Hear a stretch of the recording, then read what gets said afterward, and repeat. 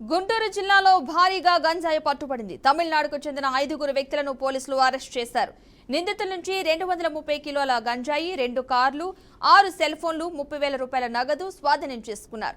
మొత్తం గంజాయి విలువ దాదాపు 30 లక్షల వరకు ఉంటుందని పోలీసులు అంచనా వేశారు.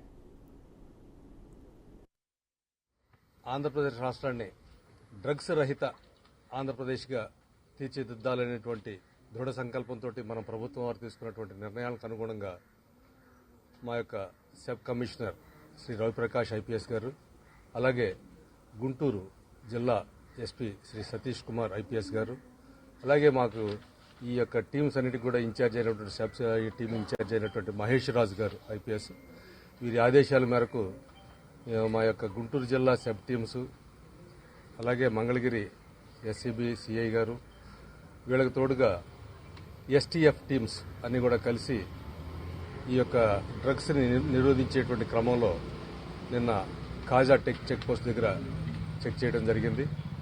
ఇందులో భాగంగా మరి వీళ్ళ యొక్క తనిఖీలు చేస్తుండగా ఒక స్కార్పియో కారు ఒకటి, అలాగే స్విఫ్ట్ డిజైర్ కారు ఒకటి అనుమానాస్పదంగా రావడంతో వాళ్ళని చెక్ చేసి వాళ్ళని అదుపులో తీసుకుని లోపల